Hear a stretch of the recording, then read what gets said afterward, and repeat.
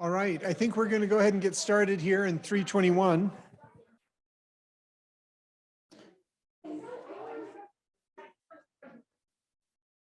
I hate to cut short good conversations. It was painful to ask the panel to end. That was a great conversation that was going. It is my pleasure to introduce our presenter for this workshop on inclusive pedagogy. Julie Swallow comes to us from the Center for Teaching and Learning. She's been there for, how long have you been there? 8 months? A year? Almost a year now. As a consultant at the Center for Teaching and Learning, that she is her responsibilities, among other things, is to be a liaison specifically to general education. And she's been a great help to general education in all kinds of different ways. We've had her on hiring committees. We've had her on consulting with the Faculty General Education Committee. She's really been a real asset. Her background is as in English and in writing, both. And so without further ado, I'll turn it over to Julie. Teresa, it's amazing. Okay, now if for those, Teresa, could you come down? Okay, do you have a fruit flavor up there? Okay, well then we're good. All right. So we're just gonna get started. I just want you to talk to me about how you would define inclusive pedagogy. Thank you, Elijah. So if you go to mentimeter.com and you enter this code, you can just write in there. You can use your phone, you can use whatever you have. Just tell me how you would define inclusive pedagogy.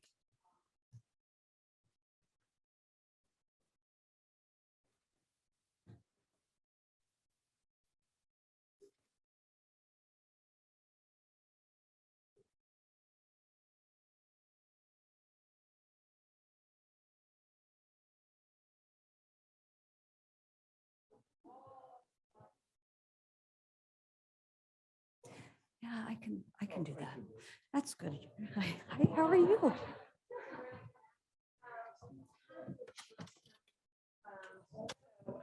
Excuse me, so sorry. Oh, okay.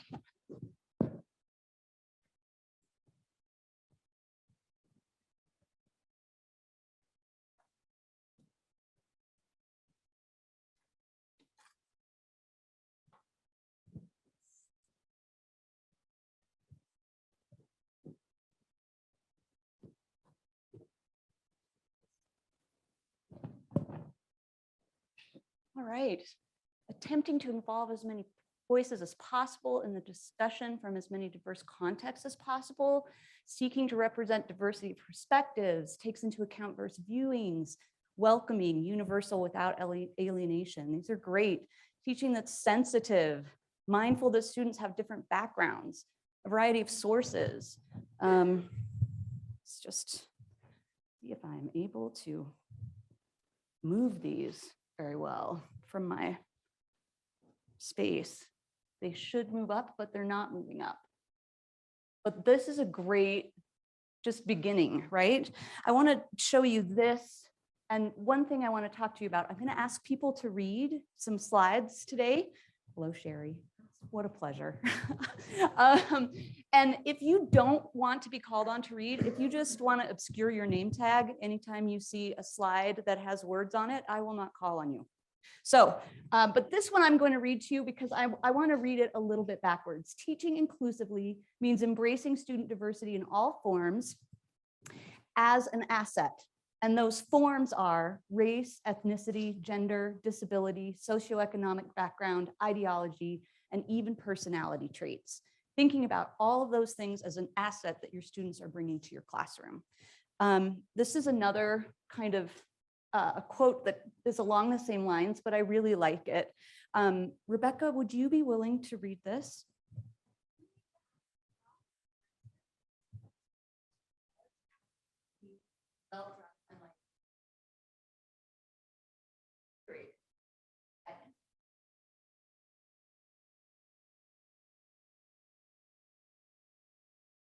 Yeah. So inclusive pedagogy really is a mindset, right? We're not watering down our classes. We're not excessively holding anybody's hands to make sure that they succeed. We're really thinking about making sure that we look to the margins. And are there any people that are on the margins who don't feel like they can participate for one reason or another? And when I was thinking about that, I was thinking about one of my favorite BYU devotionals, Philip Rash's devotional called Looking to the Margins and Creating Belonging. Marilyn, would you be willing to read this, or is it up too high? Okay. What do we see Christ do?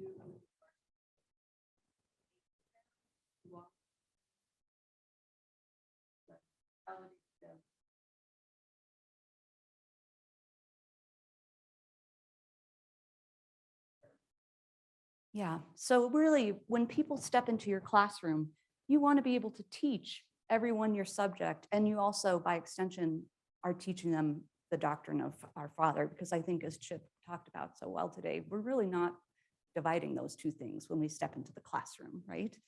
So now I just want you to open your pamphlet, and in the middle of your pamphlet, you are going to read about two students, and I want you to read about those two students, and then just on the back of the piece of paper or wherever you want to, just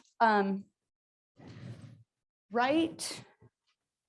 Yes, take a pamphlet. If you have not yet gotten a pamphlet or a chew, you actually have to have a fruit flavor. You've got to commit, not your own fruit flavor that you brought. So take a few minutes, read about these two students, and then we'll come back together.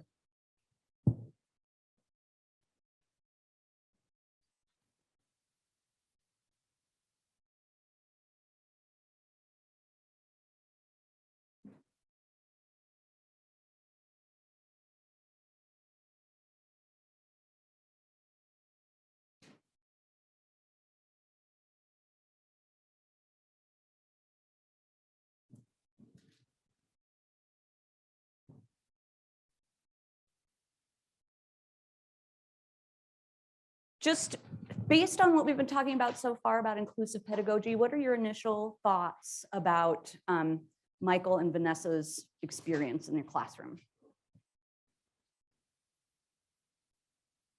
Yes. I'm so glad you're participating, but we're just writing briefly. Writing, yeah. I'm very glad you're, no, it's fine.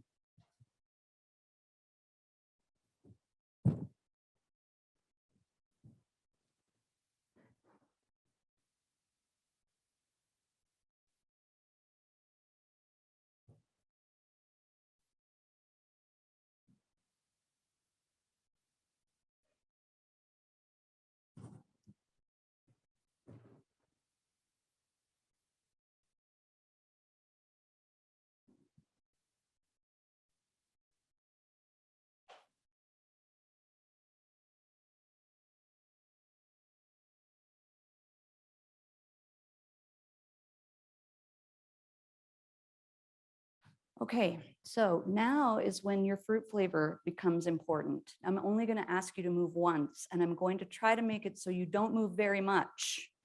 But I want you, I know nobody likes to move, but I'd like if you chose mango, stand up.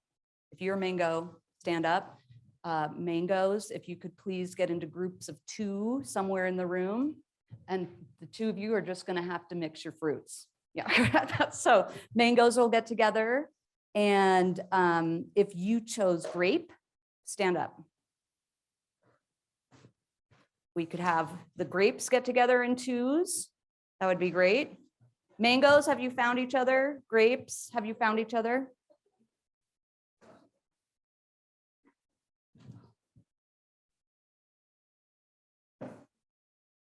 All right, green apples. Green apples, all right. Could you 2 get together? Is there a 3rd green apple? I think we've got a group of 3 over here, green apples. Are you also a green apple?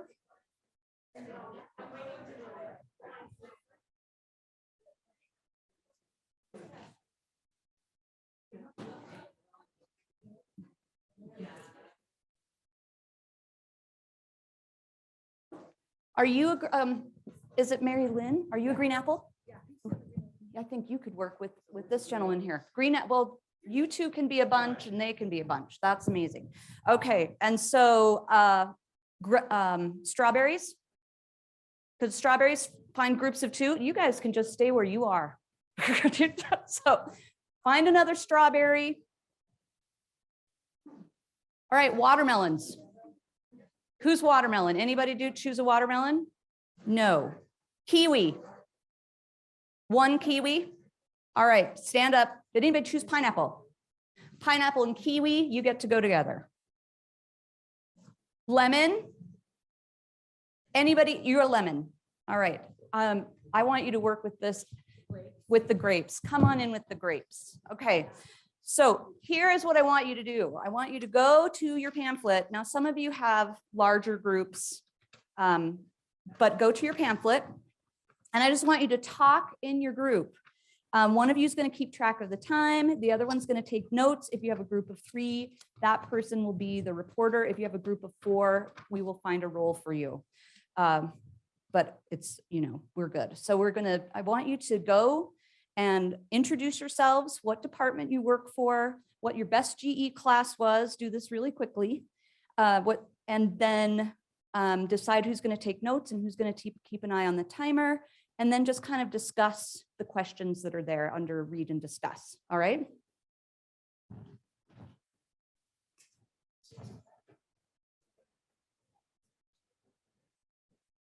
Put in the questions that you want us to Right. be looking at. So here are the 2 students, and then here are the questions. What changes, if any, need to be made to the course and why? Thank you so much. Yeah.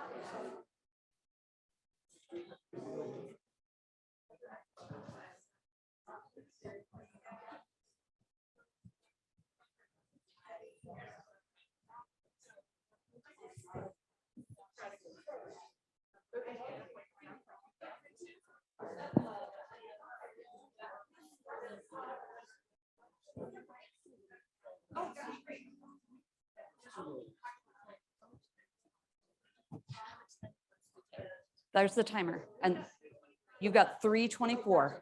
Yeah.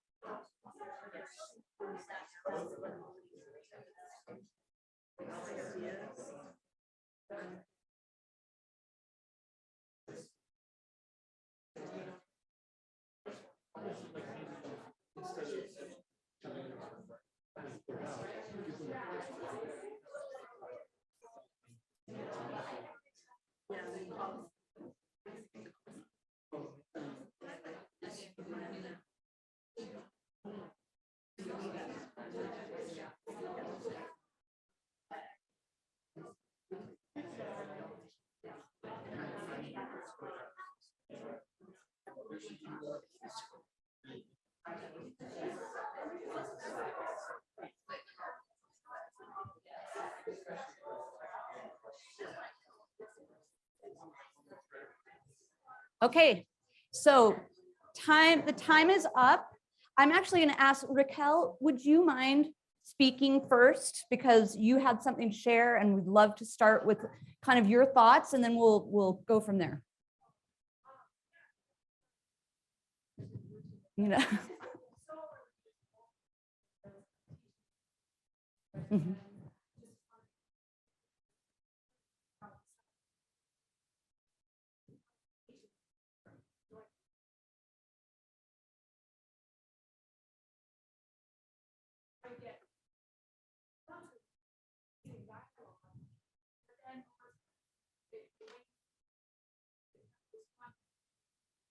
Right.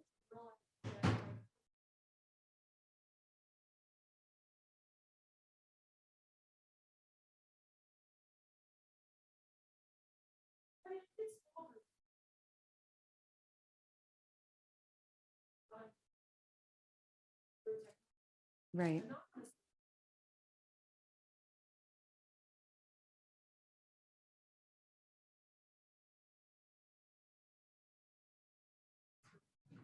Yeah.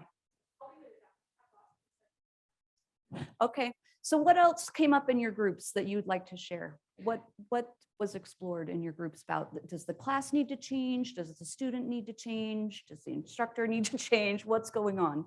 Yes. We noticed that for the first one, that we have a contrast with and others that are blurting out answers. Yeah. So we thought of warning all the students that they could be called upon, giving them the question in 3 to 5 minutes. Error, put some notes down, didn't call on anybody. Right. And so somebody like would have and would have a chance to say something. Yeah, I agree. So it's kind of thinking about, kind of going back to that one of the first slides I showed you. I think sometimes when we think about inclusive pedagogy, we're thinking about, well, we want to have diverse voices, and we absolutely do, but we also want to think about personality traits. And we are a country that loves the extrovert. If you've ever seen, I forget her name, that wrote Quiet. Just if you are an introvert, we spend a lot of time telling introverts, you should become extroverted. You need to get out there and raise your hand and say something. And I've raised 2 extremely introverted children. I was actually talking to one of my daughters who was here for 5 years, and I don't remember how it came up, but she had never raised her hand in class for 5 years, ever. I was like, you should, but then I was like, should you? I mean, yes and no, you know what I mean? Yes, I think she should have gotten that skill, but at the same time, it would have been nice if people would have recognized, hey, this person is doing really well on her exams, but I've never A, seeing her not come to class, and B, seeing her participate in class verbally. How is that? What could we do about that? And again, it's that looking to the margins, right?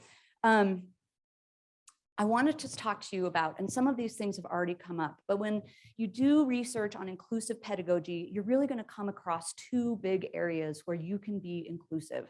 The first one is classroom interactions, and the second one is course design. So we're going to talk about classroom interactions first. And the first one that comes up on classroom interactions, probably everyone's going to roll their eyes. It's just knowing students' names, right? Some of you are going to roll your eyes because you have a class of 20 and you always get on the Y app and you've got your student's name memorized before you even get to class. And some of you are going to roll your eyes because you've got online classes, you've got classes of 100, 3 sections of 100. You are not feeling like you can know their names. But it's important to think about it. Research has shown that babies learn their names very quickly, and they start to have these brain connections that when they hear their names, their brains become receptive to receive relevant information. In adults, we experience something called the cocktail party effect. So if I am at a party and there's ambient noise and you and I are having a good conversation, Dawn Marie, but I hear someone say my name way over there, I'm going to turn to it. I'm going to put my attention right there. If you've read Braiding Sweetgrass, which is this amazing book by Robin Wall Kimmerer, she talks about how, you know, it's just no wonder that almost all origin stories begin with this process of naming things. And she's like, names are the way that we develop relationships with other human beings and with the natural world, right? That's what's going on. So if you're in a large class, consider name tents, which, you know, get them a piece of paper at the beginning, let them design it and put their name on it. The nice thing about name tents is it allows other students to call each other by name, which is important. It's nice to have somebody know your name in a big class. Consider a seating chart if that could be helpful. The other thing I think is really fascinating is students actually don't 100% care if you actually know their name, but if they see you trying to call them by name, they perceive that you know their name. If you look in this, okay, so I just want everyone here to know that there was a communication error between me and Cougar Creations. And I take full responsibility because they're young, and so that it would never occur to them that you would need to not make the insert this size, but this size. So if you would like to have a larger insert, it's up here, and you're welcome to come get it. But this really talks about, it's a table taken from What's in a Name. I love this title because it tells you really what's coming. The importance of students perceiving that an instructor knows their names in a high enrolling biology classroom. That's the title. And it goes through and talks about how significant that is. Even if the student thinks you know their name, they're going to study longer and harder. They're more likely to go get help, not just from the teacher, but from like the TAs that are offered on campus. They think your subject is more interesting to them, more relevant to them, and they like you better. Like there are more things. Like this is a really, really interesting table that you can just go through and think about and consider. I recognize that it's like, oh, names, you know, so easy. Sherry, do you mind if I ask you to read this quote from James Lang? Also, give them was an essential part of the classroom.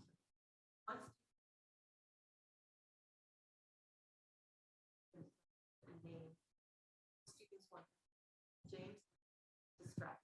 Yeah. So the next thing we're going to talk about in terms of classroom interactions is group work, right?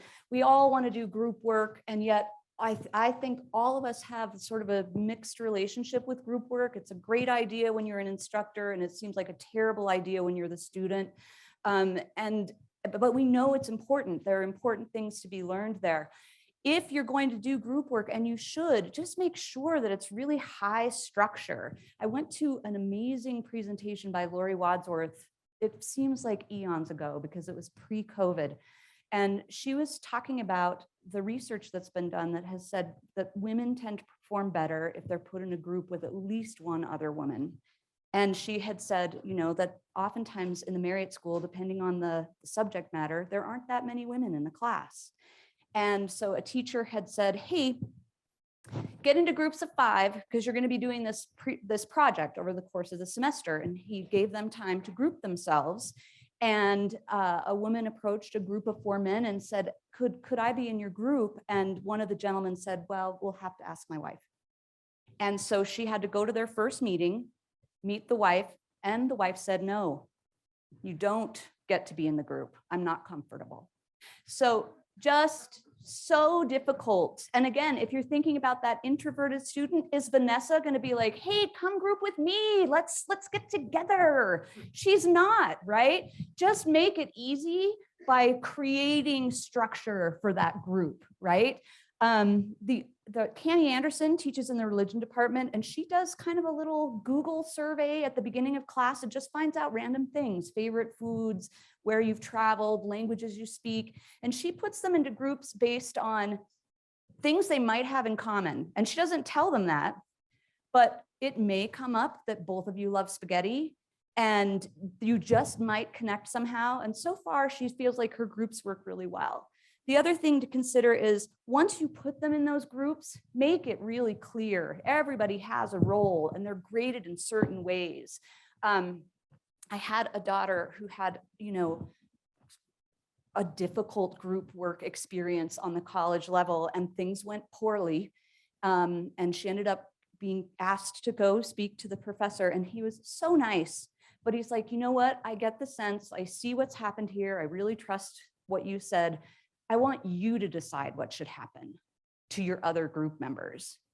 She cried for 24 hours because she didn't want to decide that.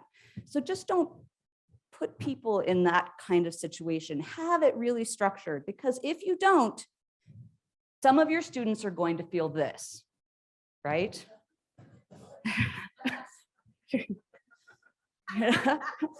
Yeah. So just make it, everybody's got a role, everybody's graded in a certain way, and it's very, easy to do. The other thing that's really important is for all of you to be familiar with the concept of imposter syndrome. I just don't think there's a student wandering around this campus who doesn't feel that feeling from time to time, right? I was reading a book, and a teacher was talking about working at a community college. And he had a student who was in his Calculus 2 class who seemed really gung-ho at the beginning and then kind of didn't come for a while, came on and off, and then showed up and said, you know what, I'm going to probably just take off this semester and reevaluate going to college at all. And he said, why don't you just go home and research imposter syndrome and then come back and talk to me tomorrow? And the student, it was a revelation to this student to find out that lots of other people feel like at any moment someone's going to figure out that they don't belong here, and that it's helpful for them to understand that this is not real. This is kind of a nasty voice in your head. And that student said, okay, I'm going to persist. I'm going to go to the TA, and did end up getting a degree. The other thing that's important for you to kind of keep in mind at this point, I think everybody knows Carol Dweck's research on fixed versus growth mindset. But it's great for you to use that language with your students, to embed it in your syllabus, in the way that you talk to them. I love this quote.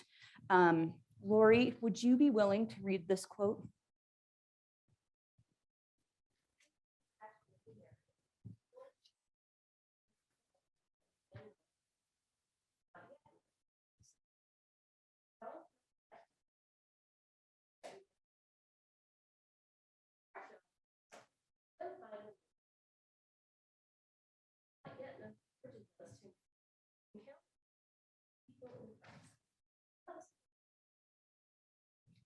Yeah.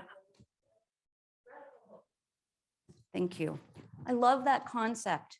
It would be really helpful for them to feel from you that feeling of not yetness, but that it's possible, that we're going to get there. The next thing that was brought up before is allow some anonymous participation in your class.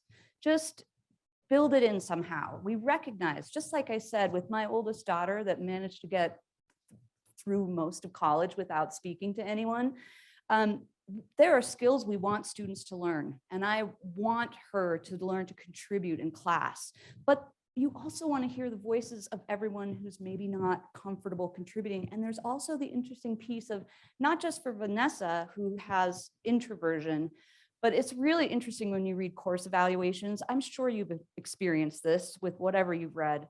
Every student here feels like their political opinion is unpopular. You know, the students that are liberal feel like there's no room for a liberal conversation, and the students who are conservative always feel like their instructors like are only pushing a certain ideology, right? And so they don't feel comfortable expressing maybe their full opinion. You put it up like that with no names attached, you can have a back and forth. In fact, I think you can actually have a deeper conversation because things can be said that maybe wouldn't have been said otherwise. So it opens up a space, not just for the introverted, but for people who maybe feel like, well, do I hold an unpopular opinion? Is it safe for me to share that opinion? Here's the next thing to think about in terms of classroom interaction. You need to be willing to address the bad. One teacher was talking about how she'd had a particularly difficult piece of family news one morning and couldn't cancel class. It was too late. So she came to class and she just said, look, I'm having a personal challenge. I feel really sad right now, but I feel grateful just to be here with you, but I want you to know that that's what I'm dealing with. And then they moved on with class. She just had so many students who thanked her for being honest, for not trying to cover that she was sad, and for modeling what you do when you're sad. Because I think sometimes right now we have students who are like, you know what, I'm sad, so I need to stay in bed. And sometimes that's all you can do. But other times it's good to see, like, this is how we move through this. We're open with each other, we're honest. The other thing that when we talk about, you know, being willing to bring the bad into the classroom, things are going to happen to you. But, you know, I think the last many years have taught us terrible things are going to happen globally and nationally. And students need to feel like that's addressed. Jaren, would you be willing to read this? It's a little long, but would you? Thank you.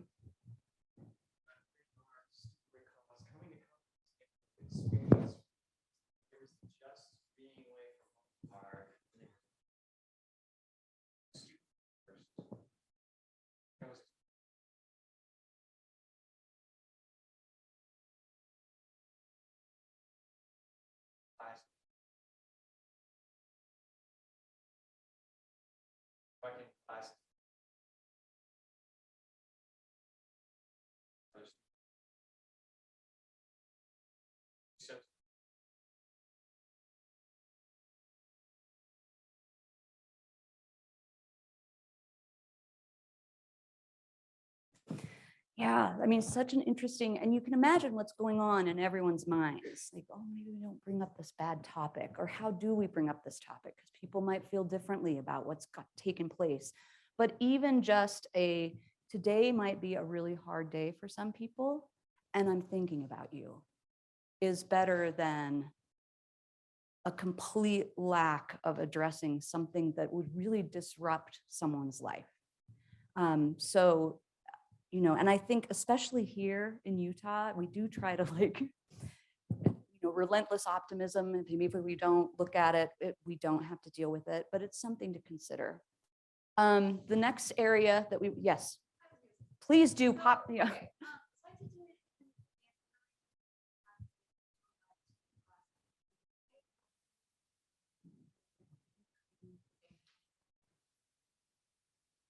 Oh.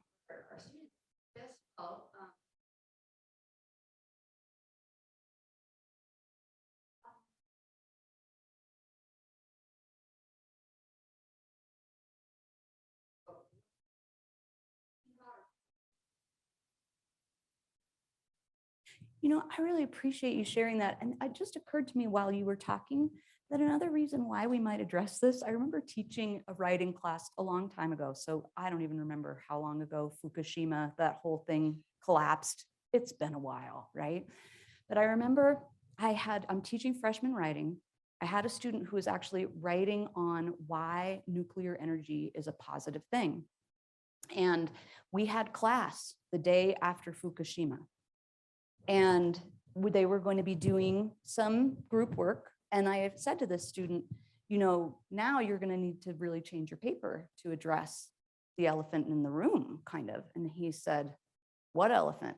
And I said, well, you know, and I started talking to him about it. He had no idea because his news feed, his Facebook, that was not on anybody else's radar. And so there's that other piece too of, you know, as we acknowledge what might be really difficult for some students, it might actually educate other students, which is an interesting thing that you brought up, because there might be some students who are like, war in Ukraine, does that bother me? I don't know. And for other students, it's mind-blowing. For us, I think it's mind-blowing, you know? So course design, you want to start thinking about inclusive pedagogy in your syllabus. You want to make that in syllabus really enticing. I need you to know, I showed these slides to somebody. It's like, is this working? Is this too cute? Too much fruit?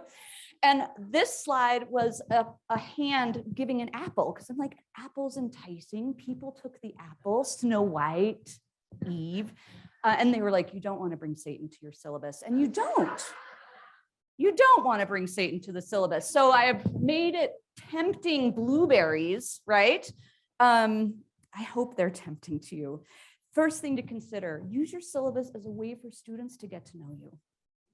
And if you're not comfortable doing this, but can you imagine if you see a teacher's face in the syllabus, that your students are going to look at your syllabus before they even meet you. If you know that somebody likes street tacos and elephants, you're probably more likely to go to their office hours, right? And if you don't want to put it in your syllabus, then do a welcome video that's available on the learning management platform before your students come, so they can see your face, they know who you are, and they know that you're human beyond whatever it is that you teach. The other thing to think about is to use warm language in your syllabus. I realized that part of my job now is just to kind of familiarize myself. I work with general education and I work with humanities and religious education. And so I've just been getting to know kind of what's happening in those different departments and reading syllabi. So I just want you all to know that if no one else is reading it, I may have read your syllabus. And I freaked someone out, Joey Stanley in linguistics. I just contacted him like, I love your syllabus. He was like, that's awkward. So, but it's amazing. And I recognize that this is small, but I want you to take a minute, read it as best you can. This comes from his syllabus about office hours. And I want you to consider what things are happening, like if we're taking a writing class, what rhetorical moves is he making that's making this feel warm?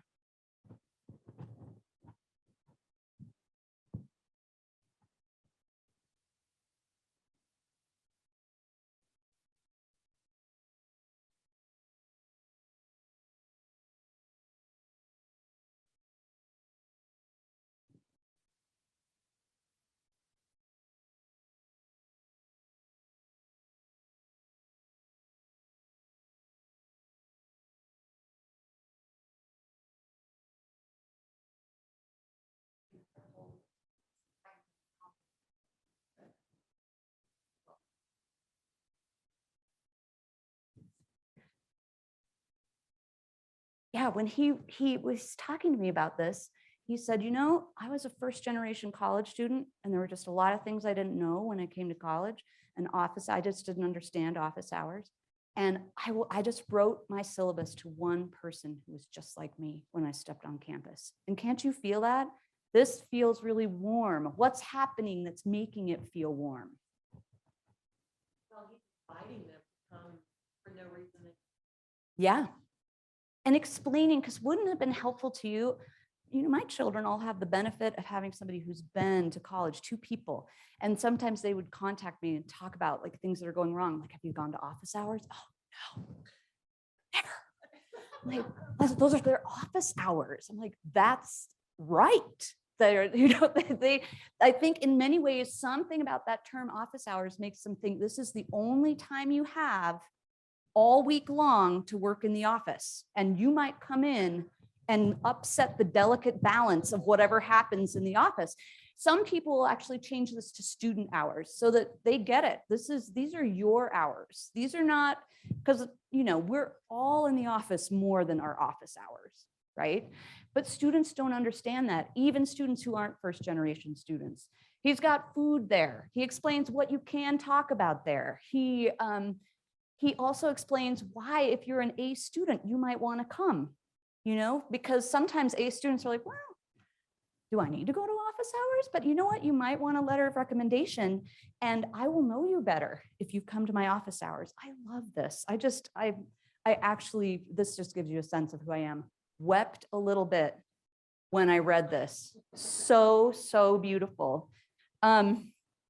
So next part is just to kind of reconnect with what you find awe-inspiring or wonderful about your subject.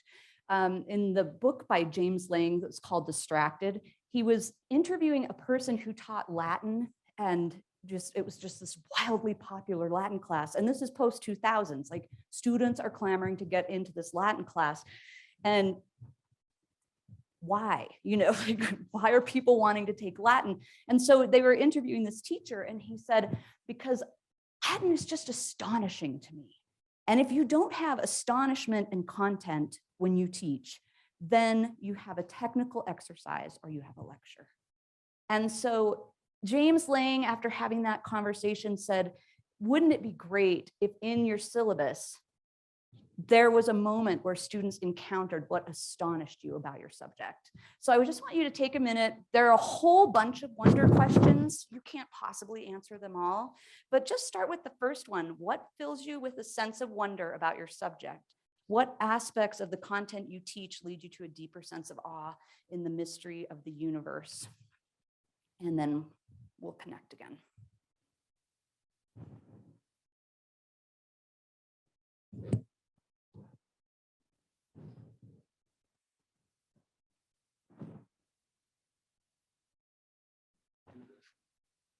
You can just write it down. Yeah.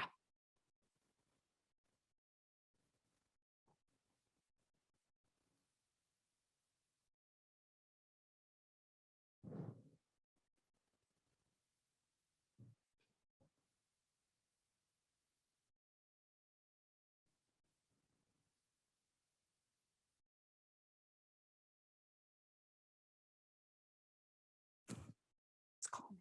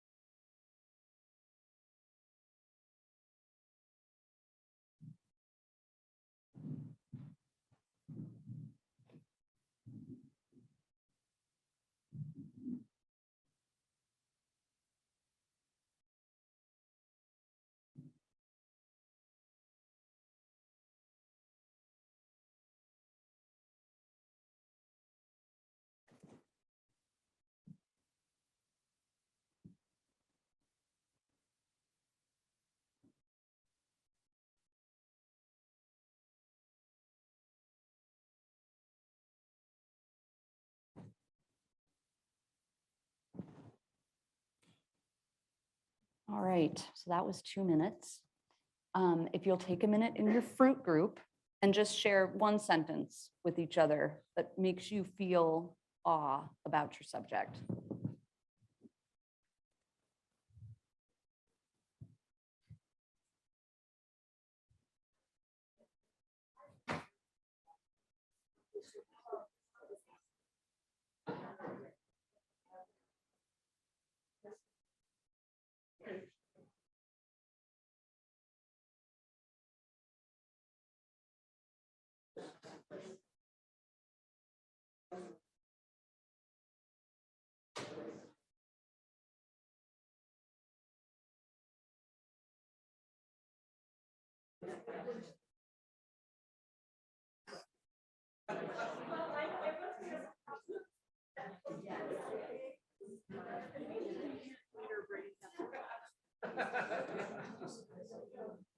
No, but,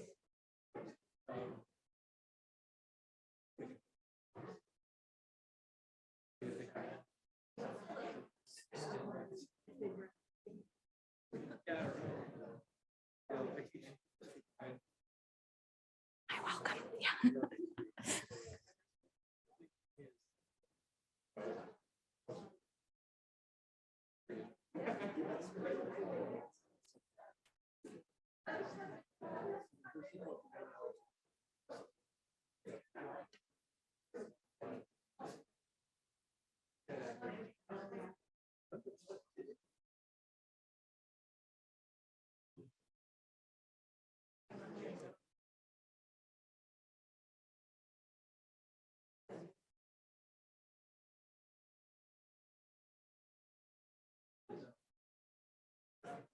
All right, I'm going to, I don't want to cut people off, but I have been told we have to be done, and I'm sure you want to eat lunch. So I'm hoping you'll finish this awe conversation. And I've been hearing lovely things. I'm just going to quick go through a few more course design things to consider. First of all, some of you might be teaching classes where the tests are just mandated, and there may be 2 big tests or there's 1 big paper, and there you may not have a lot of wiggle room. But most research about inclusive pedagogy suggests that if you're going to structure your class in a way where there's a midterm and a final, consider how to make that recoverable, so that if I'm Michael, for example, that you're fictional student, and I really want to major in this subject, but I just got an F on my first paper. If I don't feel like I can recover from that, I'm probably going to withdraw, or I'm going to change majors. And depending on the major, I've definitely spoken with people who are like, if you can't stand the heat, get out of the kitchen. But is that really what we're trying to, really what we're trying to help people to understand? So if you have to structure your class in a way where there's a midterm and a final, or there's 1 big paper, see if you can factor in recoverability. Even better is to provide lots and lots of low stakes assessments all the way through. Some teachers are saying, like, assess before, during, and after class, just really fast things that you can build into your learning management system to just see where people are. They're not very many points, but boy, if you're doing them, you can show that you're putting in the effort. All right, Dawn Marie, will you read? This is going to be 2 slides.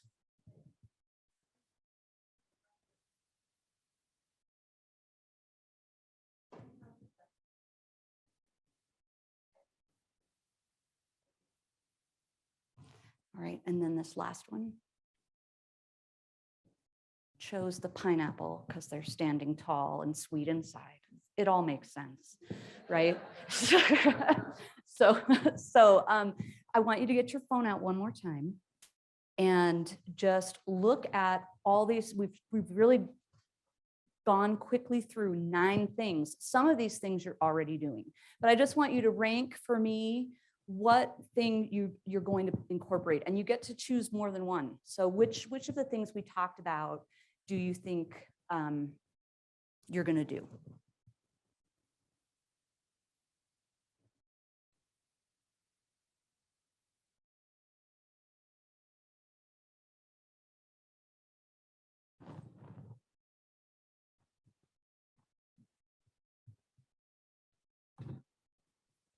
Okay.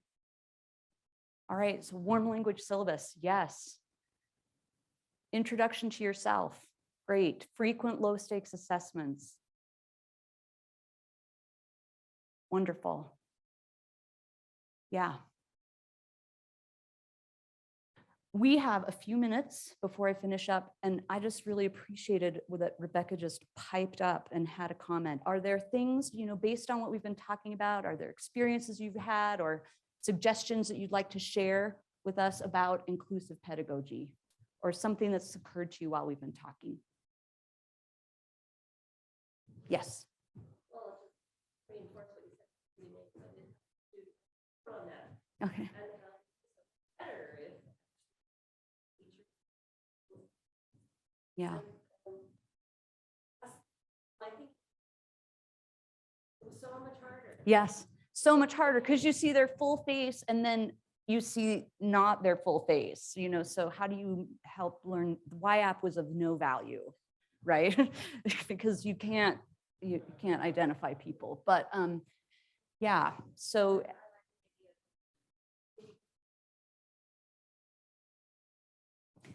yeah, it's nice to be called by name.